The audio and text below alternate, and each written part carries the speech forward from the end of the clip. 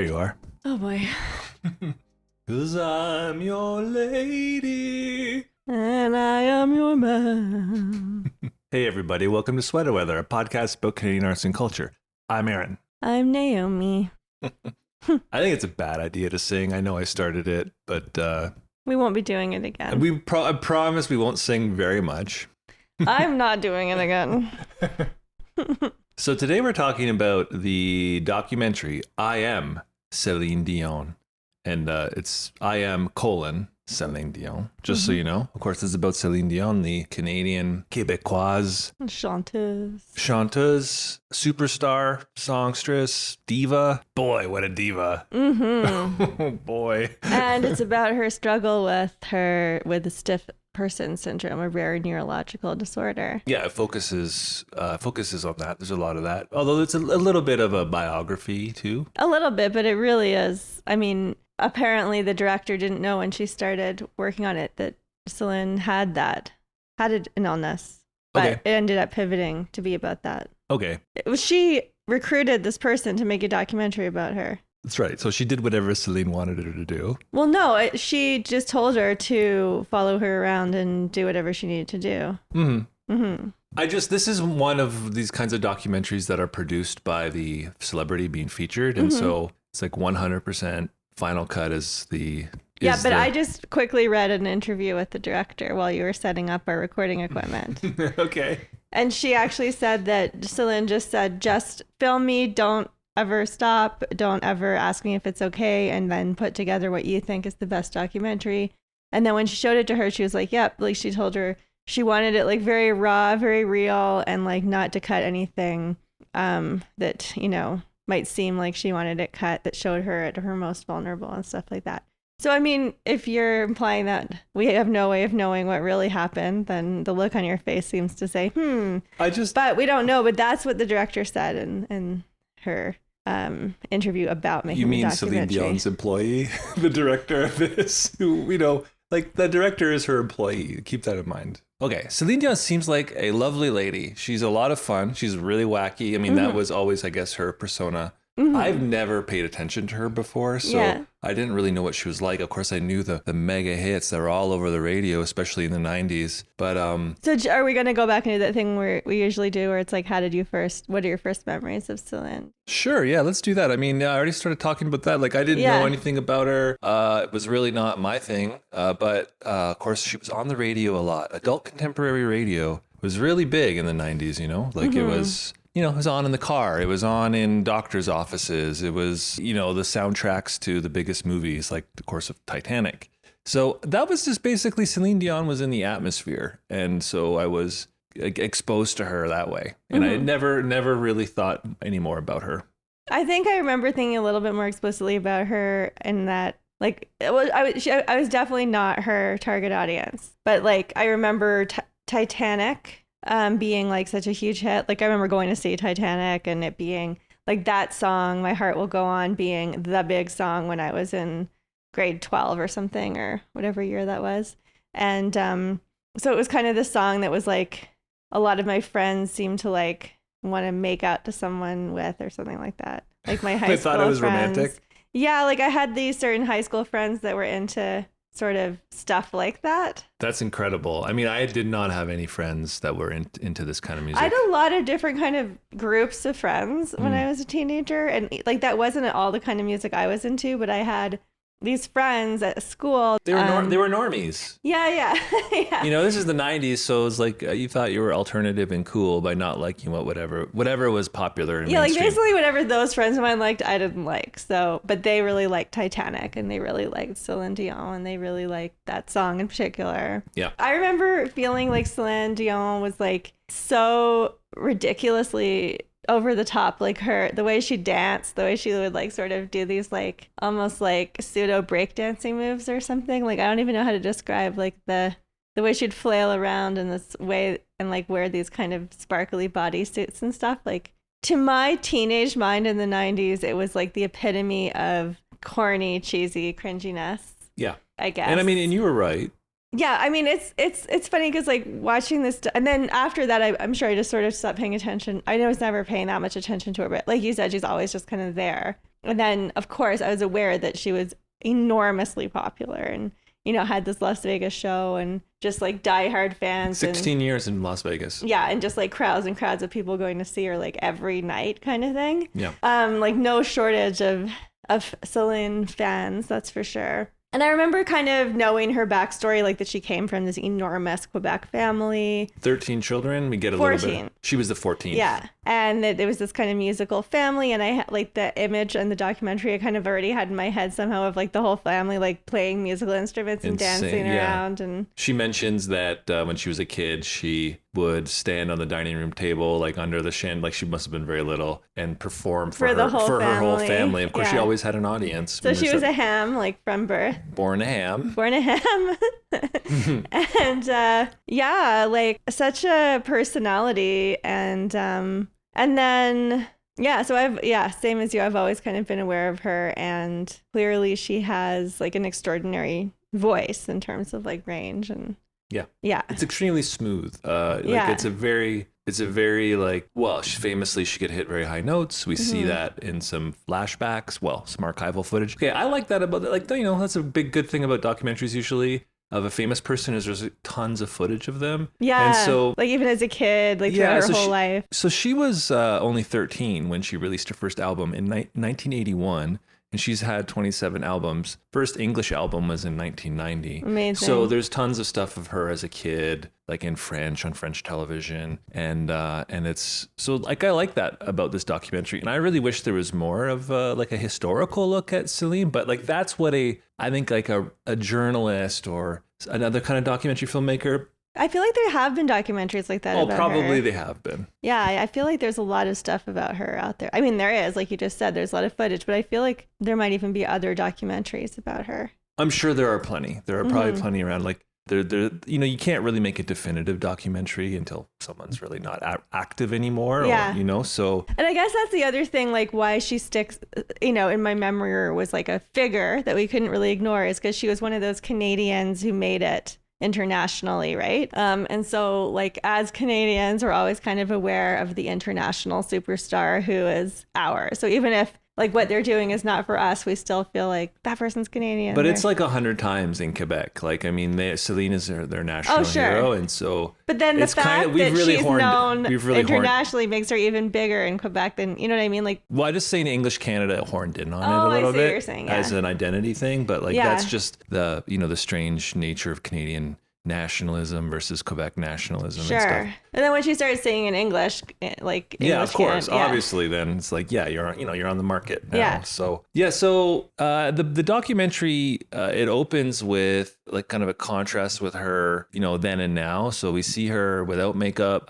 She's how old is she now? Like 50 something. In her 50s, yeah. I'm not sure exactly. She's in her mid 50s, I think. And so we just see her without makeup, like, you know, certainly not the glamorous Celine that you've seen, you remember. And then they have like contrast between that and like this archival footage, pictures of her as a kid, video of her as a kid, and like her glamorous look on stage in big moments. Probably what fans would notice, like would know as iconic looks of hers, you know, short hair in black leather or like flowing big curls, long hair, flowing skirts, and then like sequin gold pantsuit. Gold, yeah, that matches her like her blonde hair. Yeah. So high heels always. Yeah. Just I'm not gonna harp on this. I just really have to get it out there. I mean, she is everybody in this documentary works for Celine Dion. So that's kind of like the view of her life is of a wealthy person who has her routine. A lot of it is about her health. Some of it is about performance and recording, and everybody. But just something that I noticed, and except for her kids, her kids don't work for her, but everyone else works for them. And it's just like I just made a little note at the end, like wow, like there hasn't been an authentic interaction between her and anyone else because everybody is like, yes, Celine, of course, Celine, whatever you want, Celine. Oh no, that sounds great, Celine. Oh, thank you, Celine. You'll be fine, Celine. And this is what the life of someone who has $500 million. I just think like, you know, if you're asking a documentary filmmaker about how was your experience like filming this documentary for Celine Dion, like what they're going to say that it was great and that they got to do what they wanted. I'm just saying that. They have to say that. Yeah, sure. Yeah, I mean, when you're watching a documentary like this, it's true. Like, you can't help but think. And of course, while we're watching it, I'm thinking that, and I'm thinking like, oh, I know what Aaron's thinking. And at certain moments, like, this feels, I mean, obviously, when you're making a documentary, you're constructing a narrative as much as you're finding one. And like, to what extent was Celine involved in the editing of this narrative? We don't know.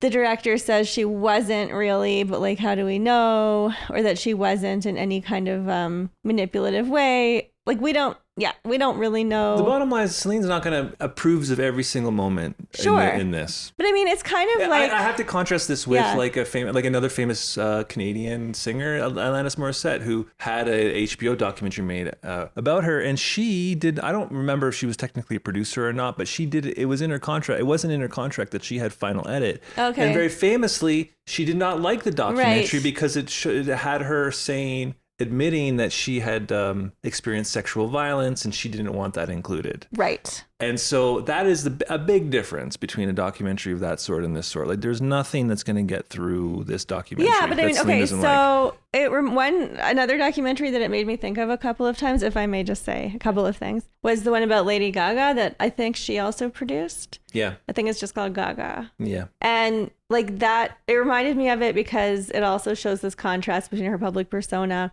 like her like performance and her performing and her all dressed up and stuff, and then her like chronic pain condition that she had at the time. And it shows her like in medical care, like and being like given cortisone shots and like her in pain, not being able to move, stuff like that. So like, and similarly, like not looking, glammed up, like not wearing makeup. And similarly, maybe an inspiration for this in a way, or of a kind, let's or just say. part of the same moment, cultural moment where this is the kind of narrative that correct. Like, I think it's part of a cultural moment and a narrative that works. Yes, I think that's right. And I think it's like a constructed but also vulnerable self revelation, self exposure, let's say. And let me add to that though, like, it is true that they like in both those cases, the subject of the documentary is the producer, I think, of the documentary. And I'm sure you're right that they have final say. But as someone who's written a memoir, it makes me think about how a memoir is a similarly,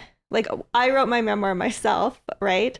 And it shows, like, in a memoir, like, you're showing a carefully constructed persona that involves vulnerability, but it's like a constructed, careful version of vulnerability. It's not just letting someone else show what they want to show. You've chosen it yourself. So even though people say, oh, it's so brave and honest, which people have said to me about my memoir, like, it's not as brave and honest as if you just let someone else write a book about you and like didn't edit it. You know what I mean? Of course. And so like in that way, like that's true. But at the same time, I don't think that it's dishonest. Like, I don't think that in this documentary she's showing something that's not true. I think she actually is, like, I am willing to suspend my disbelief and believe that Celine Dion here is trying to be honest and vulnerable. I think so. Yeah. I mean, this is a part of a trend where there's a lot of demand, especially in streaming services, for documentaries. Yeah. And we have a fixation, of course, with celebrity.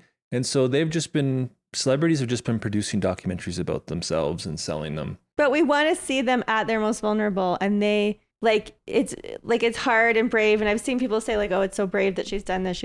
She shows herself in these incredibly vulnerable moments, which she does. Mm-hmm. And at the same time, it's also a cultural moment where showing yourself at your most vulnerable is the thing that's most likely to make people love you. Sure. Yeah. I mean, it's a choice. It's a creative choice to be. I mean, that's just art. I mean, she's a singer. Mm-hmm. She knows that, like, getting on stage and emoting for people and really crying and, like, performing is like showing your emotions and your vulnerability and all that stuff. And you do get the sense with her that, like, she is incredibly sincere. I mean, that's an element of the cheesiness that I think we balked at in the 90s or whatever. Yeah. Like, is that she is so sincere. Like, I don't think that she's the kind of, and who knows, right? Who knows? But like very much, there's a sense that she's not the kind of celebrity that has like a persona that then she takes off when she's at home. Like, she's Celine. Like, this is for sure a person with a very distinct personality and a very like sincere and earnest emotional kind of life that she puts into her work, you know? Sure, but I mean, like, contrast that with a documentary that a journalist would make, you know, muckraking, seeking out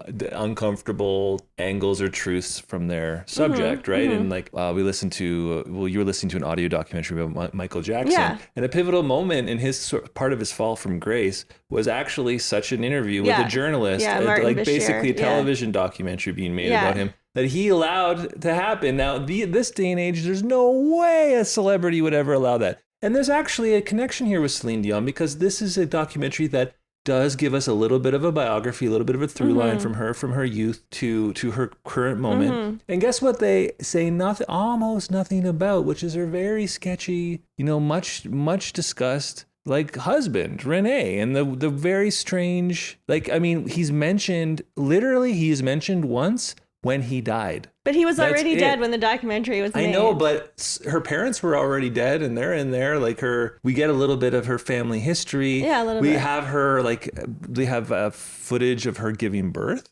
like her holding her children and stuff. There's you could tell that she did not want to mention a controversial part of her biography. Sure. And so that's what you get when you're the producer. Somebody who wanted to make a complete biographical documentary about Celine Dion would be very interested in that. And like I said, I do think there's other documentaries that are very much about that. Probably. Like, that's been discussed and discussed and discussed. Of course, this is a documentary that had one thing in mind, like the focus on her current condition, but that doesn't carry an hour, 45 minutes, right? Just like saying, this is how I'm sick and stuff. So they had to put in the other biographical stuff to make it interesting, to make it more engaging. But I do think that the biographical stuff that's in there, like you said, like, it starts and ends with this sort of poignant contrast of her now and her, like, youthful and innocent and vivacious, and like moments when she's like peak energy, peak performance, athleticism, right? And so the biographical details are still relevant to the central point of the documentary, the central theme of the documentary, which is her illness now. The biographical information and footage sheds light and adds poignance to that central theme. It's not just incidentally, here's some stuff about her. And her marriage doesn't really necessarily have much to do with her condition now. But neither would her childhood, neither would her children being born, neither would her family, you know, as arguably. A kid. So I just mean, none of that is relevant to her condition, but it's part of who Celine is. Yeah, it's and this version of Celine is someone who did not, like, just basically this husband, she didn't want to include him in the documentary very much for good reason. Yeah.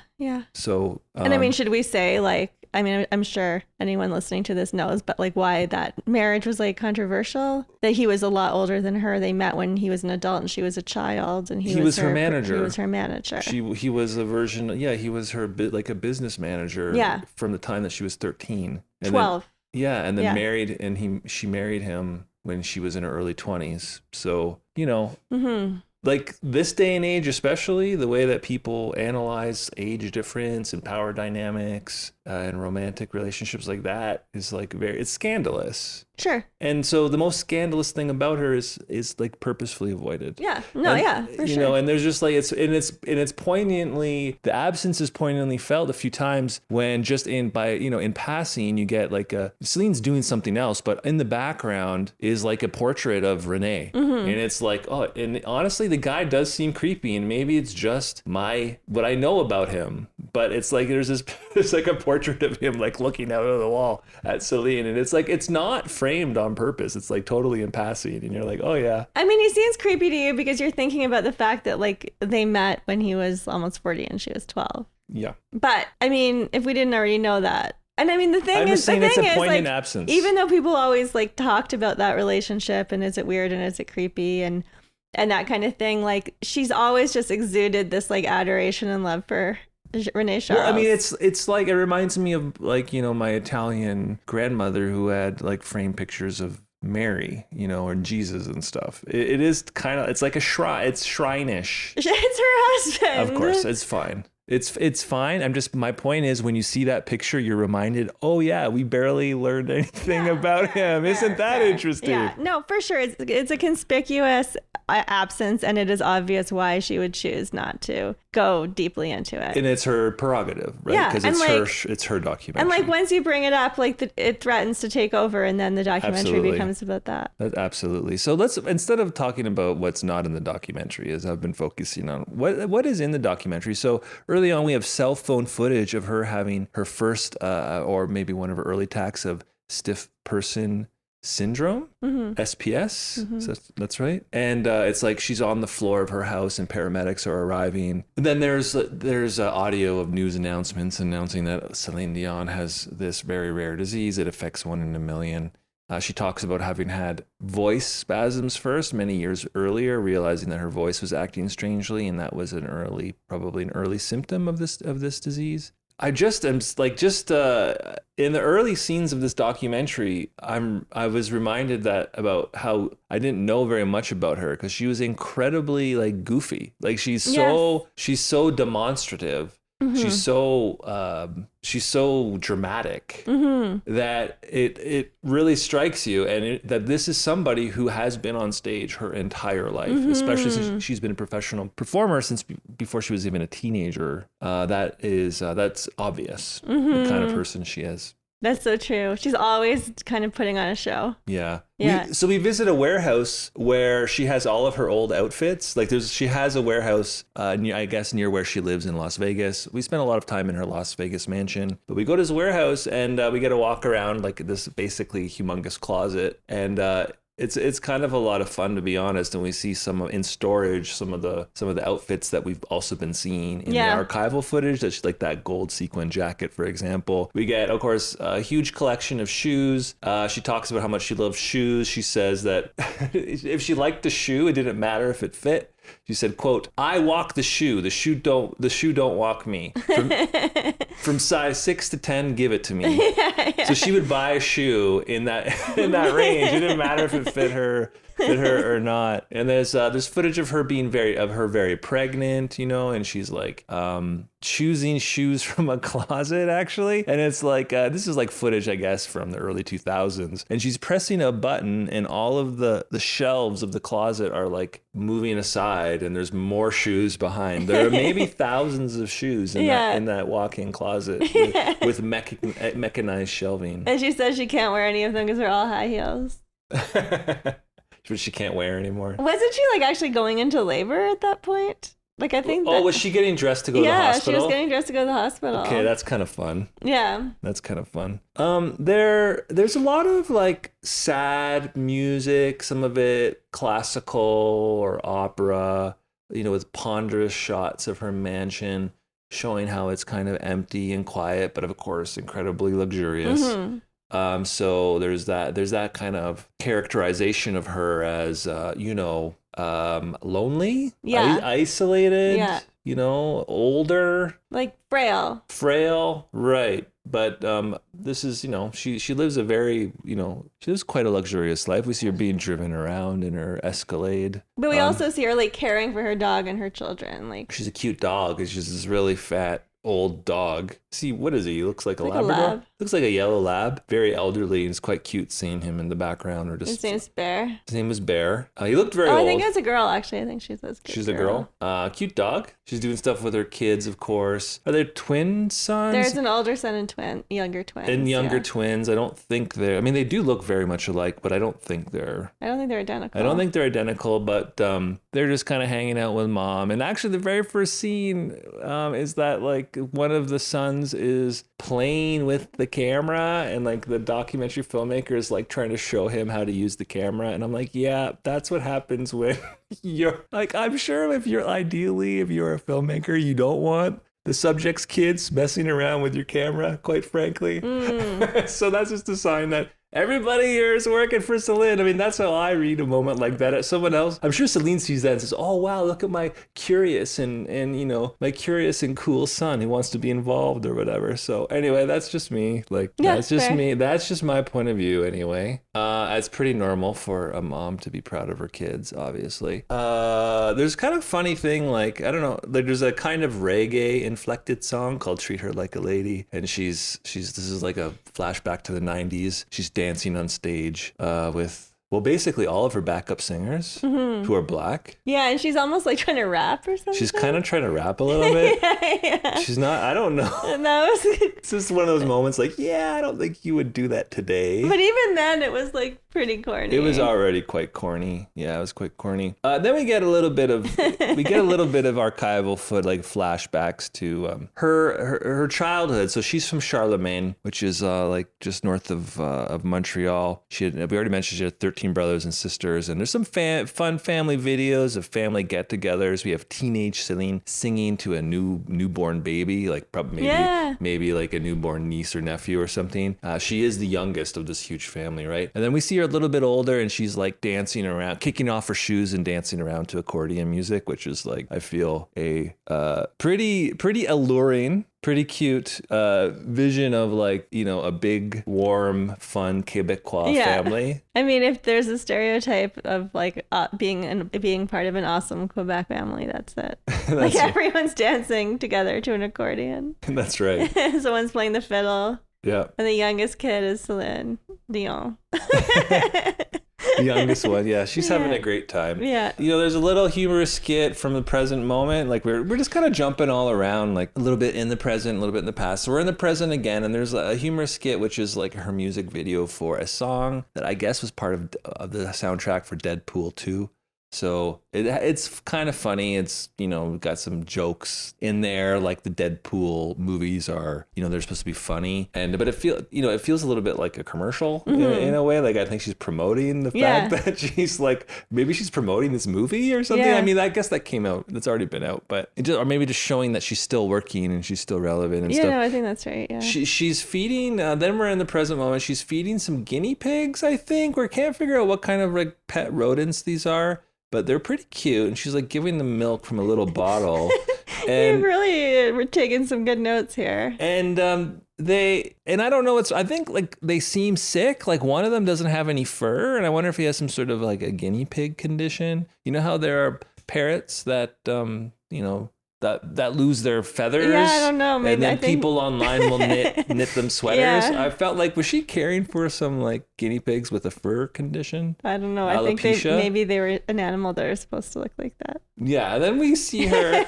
Maybe they were supposed to. They didn't look. They look like bear. They look to me like naked guinea pigs. I think they were a different animal. I forgot what they're called, but I feel like I've seen those before. Okay, well, they're pretty cute. So she's feeding them, and but what are her kids doing? Well, her kids are ensconced in this like elaborate video gaming furniture, like it's virtual reality. Virtual reality, huge screen. Like it's a chair. Clearly, this chair probably vibrates according to what's happening on screen. Well, there's another part where one of the kids is wearing like a VR headset. It is swinging things around and stuff. And then their manservant arrives with a milkshake on a tray.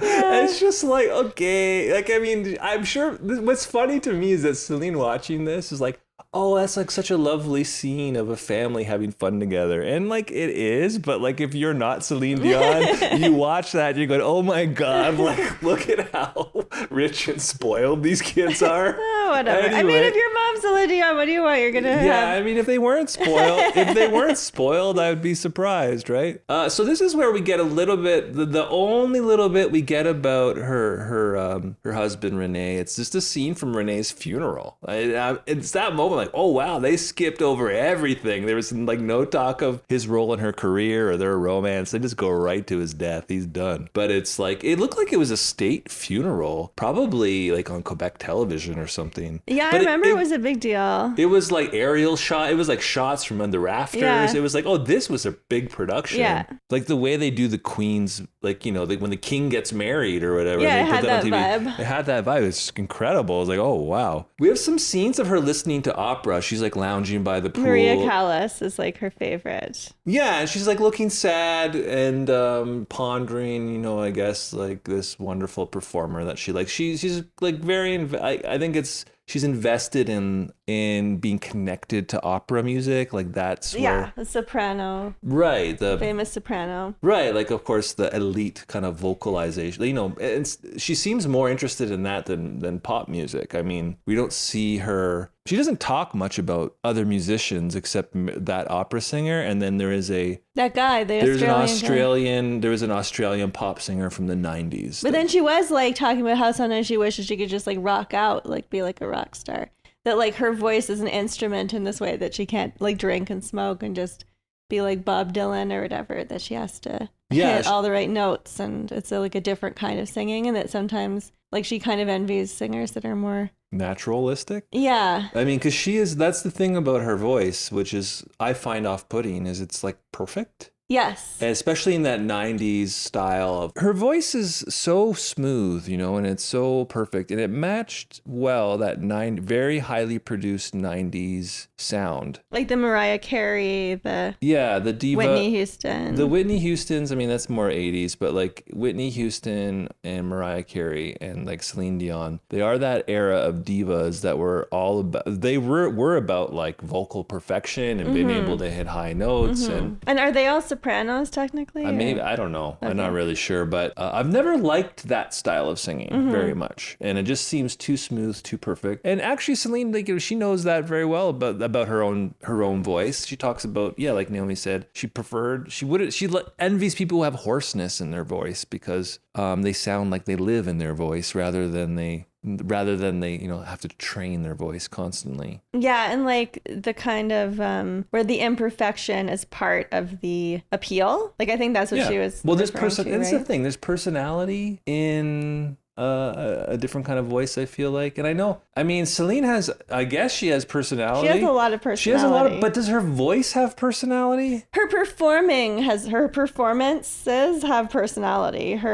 She has a persona. And like her voice is like not unlike anybody else's, for sure. Like, okay. It's a good question. Does her voice have personality? Like she has personality. It's in there. Maybe it's just, I just don't, it's not my thing. Yeah. But she does, obviously when I hear Celine Dion, I know it's Celine Dion. And there's still that like French inflection always. I guess there's that little bit of an accent and inflection there. So we have her. This is filming. She's just got like some studio time to do some media, and so she's doing an interview for Australian TV, I think. And you see her reading from a teleprompter, and then she's giving a video birthday message to someone named Dorothy, who is 100 years old. I'm just like, who's that? Who's that for? Maybe some friend's mother or something. I think like what we're seeing there is like a kind of montage of her doing all these different videos and appearances, and like, kind of like this is what she's doing nowadays, and she's like giving an interview about another musician for a documentary about his life. She's like recording a video message for someone's birthday. She's then doing some kind of Titanic recreation with James Corden. Yeah. She's there. Her and James Corden are on the prow of a ship, being like towed around a pool, probably in Las Vegas somewhere, and they're reenacting the roles of Leo and Kate Winslet on the prow of the ship. And she drops the a jewel into the. It was something for the James Corden show, which is like such a perfect match for Celine Dion. They're hamming it up together, singing together. So so that's just her doing stuff. But they do give a lot of airtime to her doing this like birthday message to this 100 centurion. Yeah. Centurion? No, that's not. Centenarian? Centurion. Centurion. What is a centurion again? Centurions are like a Roman soldier. Oh yeah. Is it a gladiator or something? Yeah, and she ends her message saying, "I don't know you, Dorothy, but I love you." Yeah, which is a weird thing to say. It's so weird. And speaking of love, she talks a lot about how she loves her fans and she misses her fans, and she loves the people, she misses the people. Yeah. And like she talks about how, I don't want to compare her to Michael Jackson in any way. It's weird, but like I was thinking about Michael Jackson a few times too, just because like the youngest kid thing in a big musical family. Right. Yeah. Like that kind of reminded me of the Michael Jackson documentary that we recently listened to, podcast documentary. She talks about like basically being addicted to the rush of like a crowd of people cheering for her. That's right, yeah. And like how performance is like a drug, and it's like, and then she says at one point, she's like, if you have the soul of an artist, like you need to perform. You need the like kind of like the adulation, like the confirmation of an audience, the validation, and like she talks about the feeling of like this huge crowd of people like chanting her name and how much she misses that. And she kind of goes back and forth between talking about like just the apps, like the rush of that feeling, and then also feeling like she owes the performance to the people. Like she feels like guilty, she feels bad for like not following through on performances when she had to cancel them. Like, and then she talks about she had 16-year run in Las Vegas, so she was doing tons of shows. Yeah. Back to back to back, and she was talking about having often not feeling well and having to cancel, and how she felt bad about that. But like her perception of like her relationship with her fans is interesting, because it's like she feels like she owes them in this way, like she doesn't want to let them down, and at the same time she doesn't want to be deprived of their adulation. Yeah. She uses an image of she talks about like imagining herself as an apple tree producing apples for people, and she keeps giving out apples, and that she has this image of people standing in line for her apples. Yeah. And then she like says, I don't want them to wait in line if I don't have apples for them. Yeah. And then she talks about, like gradually over time she's becoming like her branches are getting bent and she doesn't have as many apples as before. Yeah, but so the people still want the apples. Yeah, it's a nice metaphor. Yeah. So the last 20, 30 minutes of the documentary have their own sort of miniature through line, their own little narrative. We see her recording for the first time in 2 years, she says. So she's in a studio. She's struggling, with the recording. Her voice, because of her condition, she doesn't have the same control over it. So we see her kind of going back to the studio several times and listening to her recordings and saying she doesn't like them, and she's kind of looking very upset and seems quite stressed. And this is just kind of when we see her like talking to her studio guys, and everyone's just saying, yes, Celine, of course, you sound great, not a problem. But yeah, like I was realizing then that she can't believe what they say. Mm-hmm. So if she really is serious about her art, which she definitely is, you could see like she wouldn't believe what people tell her, which she has good reason not to, because they all work for her. So that's actually a difficult thing as an artist. You would lose perspective when you have all these people around you who are on salary. That's true. Yeah. But then at the same time, like her voice kind of cracking a bit, like it's interesting to hear that was filmed over 2 days and it's carefully edited or whatever, but we see her like practicing the song and recording it over and over. And the fact that her voice is a bit weaker and has some sort of cracks in it, like it does bring an imperfection into her voice that's kind of new, beautiful in its own way. Sure. I mean, I'm sure that's what, yes. I mean, part of this documentary is creating a new narrative. Yeah, we're being invited to feel that way. Yeah, we're being invited to feel that way. I mean, this is about creating a new narrative about who Celine is. So her next performances or recordings, she's going to sound like this now. Yeah. And this is why. And it sounds good. I mean, there's nothing, honestly, this is just Celine in a different phase of her career. And part of me wonders how much an aging voice just changes anyway, despite her very specific condition and has specific effects on her. An aging performer, their body changes and they start to sound different, and singers very much sound different as they age. So I just kind of wonder what her, her voice would have changed anyway, with time. Yeah, I don't really know much about that, but I mean, you can't be hitting those high notes in your 60s. Like the performers don't really keep doing that. I know, but sorry to keep referring to Michael Jackson, but like there was that documentary about, his rehearsals for the tour he never got to do because he died at 50. Yeah. I mean, he was only 50, which is not very old really, but his voice was the same as ever. Sure. I mean, he didn't have to sing. He didn't sing like Celine sings. He didn't have that kind of a range. No, but his voice was pretty extraordinary. And he did actually do some pretty like crazy vocal stuff. Sure. But I mean, he was 50. Yeah, that's true. He wasn't very old. And he seemed older than 50. And also famously, he didn't even survive the preparations for that. Well, no, but that wasn't the singing. It was, but yeah, he was in rough shape physically, but his voice seemed in good shape. To me, who knows nothing about voices. Yeah. I mean, just, what I heard, I mean, my untrained ear was like, oh, Celine sounds pretty good. I mean, this sounds good. But but not the same. Not the same, no, but we see her just like her head in her hands and be like, no, I don't like how that sounds. And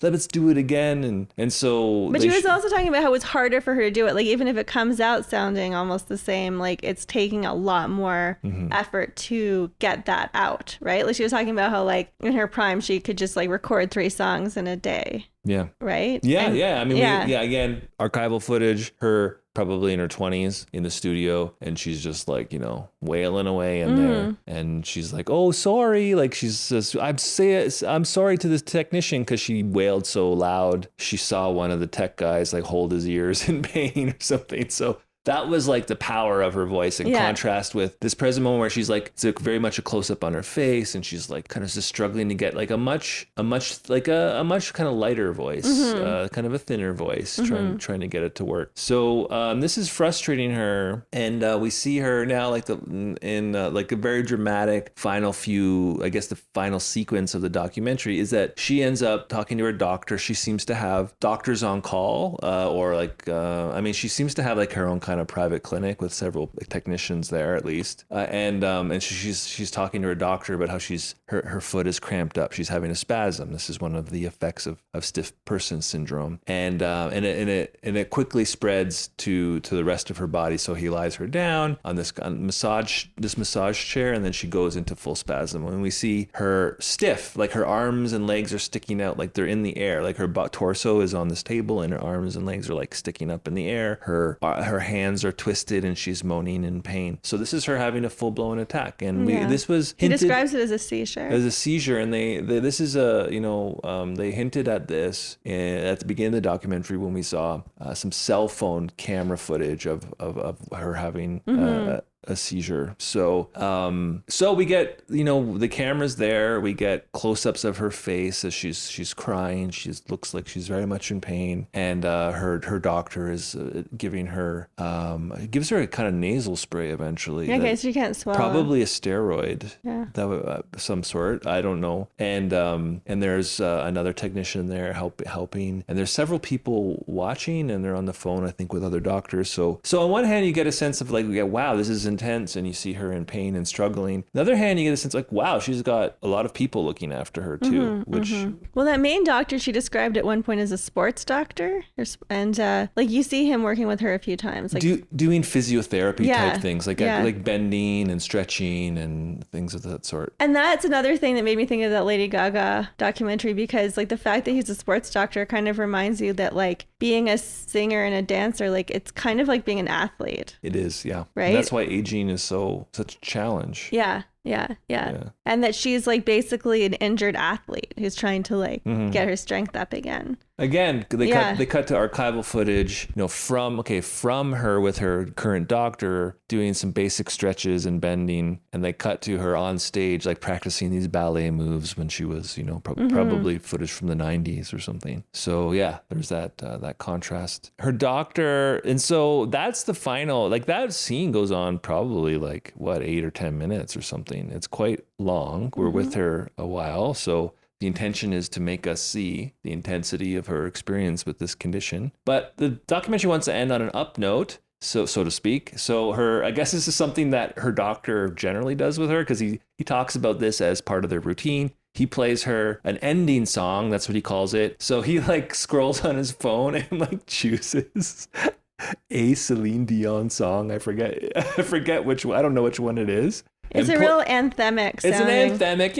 you know Celine Dion's big songs, how they sound. He puts that on, and so she is feeling better now. She has her movement back, and so she's like singing along to her own song. And she's kind of like pumping her fists in this way. That's right. So this is how she apparently ends her medical appointments. It seems like this is what she does. So when you're Celine Dion's doctor, you have to have her music. Well, it's quite moving, to be honest. Like it was... It's so, yes. Like it's corny and moving at the same time, and it's so Celine Dion. Yeah, it is. It's so Celine Dion, but like she does it to her own music. Yeah. And then she says, what a song, SD. And it is. You're like, yeah, it's a very good song. What does SD mean again? It means like kind of like fuck. Like Yeah, I know, but literally, what does it mean? the host. Oh, right. The Catholic host right, thingy during the body of Christ, Naomi. Okay, right. I knew it was something like that.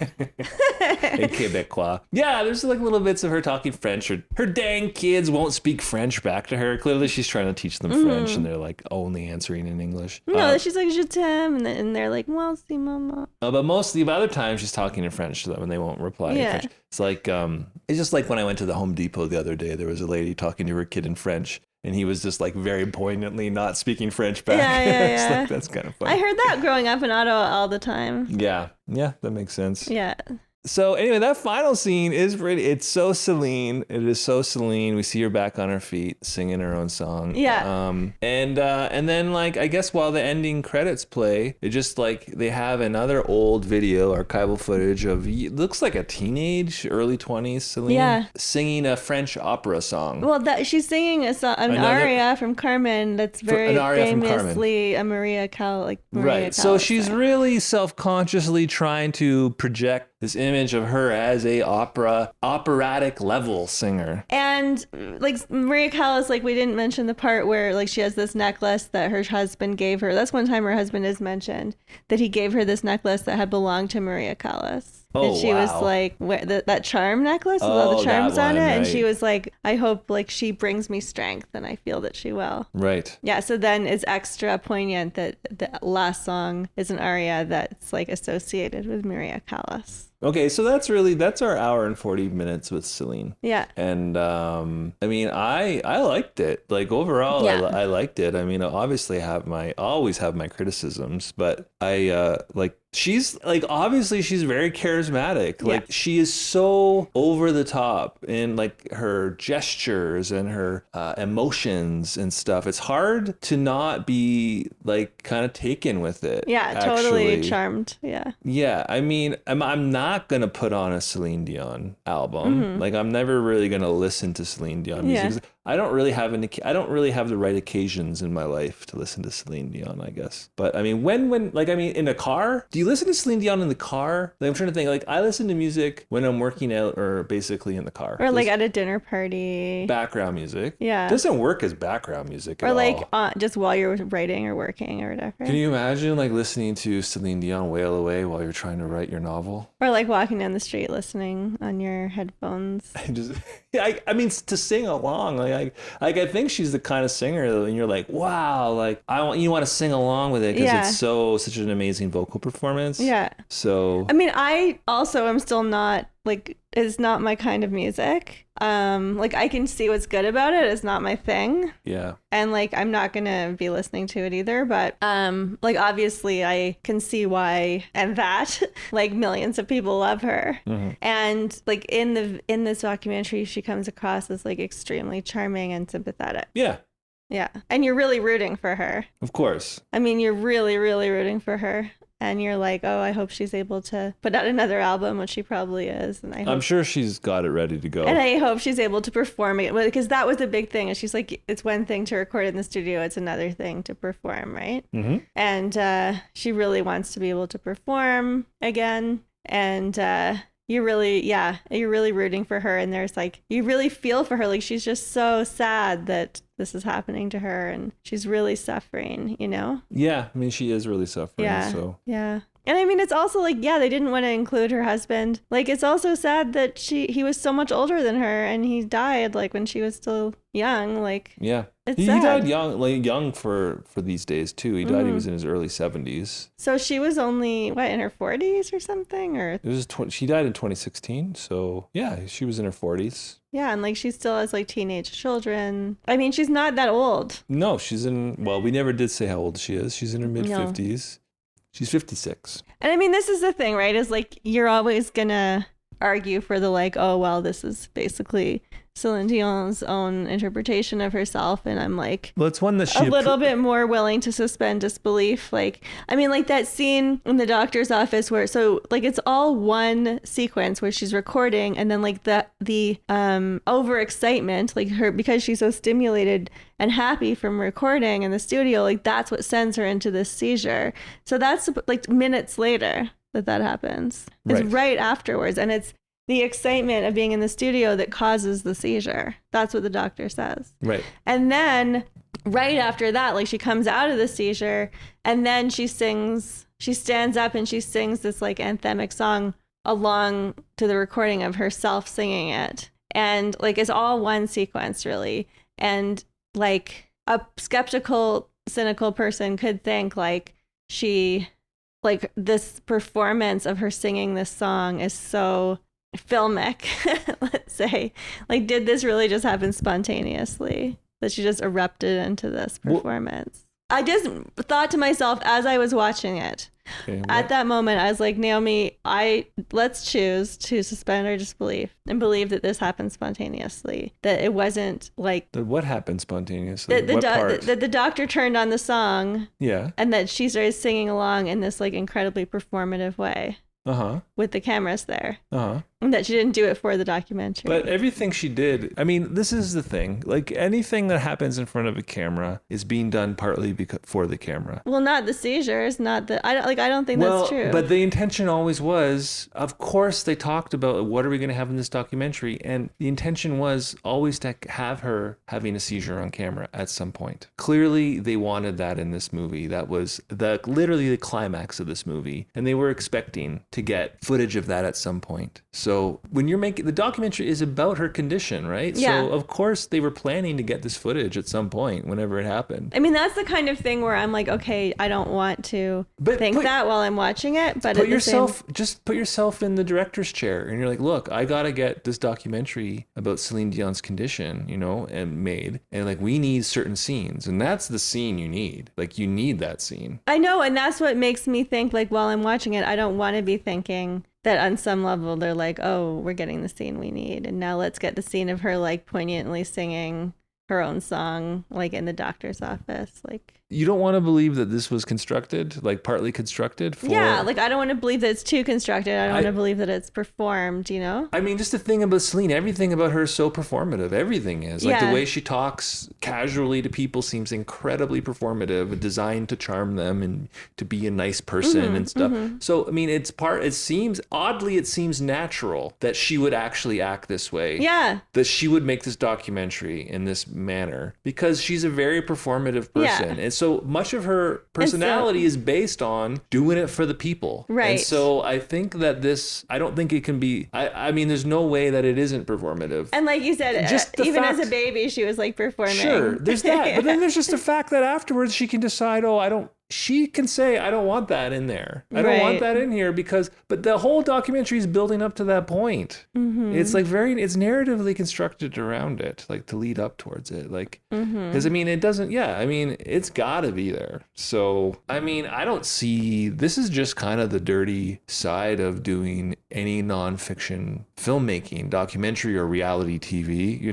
like you're looking for stuff that pops on camera, and it's often the suffering of people, Now this is not, this is Celine choosing to be filmed and choosing the final edit. So there's not an ethical issue here. No. At other times there is, right? If a filmmaker captures somebody suffering and includes it in their film, the question is like, well, what consent did that person have over their depiction here? There's no question that Celine Dion's in control here. So, the ethical side of this, to me, there's no ethical problem here. I'm not saying there's an ethical problem. It's more just a question of like, to what extent was she thinking, oh, I'm performing for the camera in this moment, or even like, okay guys, now I'm gonna sing this song, so make sure you're close up on my face or whatever, you know what I mean? Yeah. Like, to what extent is that happening, and to what extent like would she have done it anyway? But I mean, which is what we're supposed to like invited to believe, is that she always does this. But that's what we're invited to believe. Like, that's a moment where I'm like, wow, to be Celine Dion's doctor, like you have to have her songs, like her playlist ready to go to make her feel better. And like at one point he's like doing something with her feet, like massaging her or whatever, and it's painful. And so she just starts singing and he has to like sing along with her. So he's like a musical. He's like got to have a musical. I mean, that's how he got the job, right? Like he probably had to be like, I love music. I love your music. Sure. He probably got the job partly that way. I guess, yeah, I know what you're saying. And like, I guess I'm just saying, to me, that was such a fascinating moment because it's like, I'm thinking, oh, like, would she be doing this anyway? But then it's like, just the fact that she's doing it and choosing to keep it in the documentary, like, the whole thing is just so authentically her that it's like, even if it's inauthentic in a way, like the inauthenticity of it is authentic. That is her. Like it's she always that was Celine's, like she's so overly performative, overly produced, like too perfect. That it always struck me as like the uber performance of like being a singer. And that's just who she is, you know, and like I didn't like it because it's like that. Compare that to what the 90s were for like a lot of young people, which was like grunge and alternative, and that was just everything, so everything dirty and distorted and torn, and that was authentic. And like even taking music lessons, if you were like in a punk band or whatever, like was knowing like, how to sing, like how lame. Totally lame. If you were caught like taking music lessons, that's singing lessons, forget it. Actually trying, and like she's trying so hard, that's her performance. Her performance is like, I'm giving you every little ounce I have right now. Like it's so funny. She's so anti grunge, you know, like but she really same era. She hit her pinnacle in the 90s, you know, so it's really kind of just different audience. That's all. Very different, I guess. Quite a different audience. Well, that's I Am Celine Dion. Amazon. It's on Amazon. We watched it on Amazon Prime premiere tonight. So we watched it as premiere. So well, it might not be tonight. It won't be tonight when people are listening to this. But we watched it the premiere night. So any final thoughts on Celine Dion?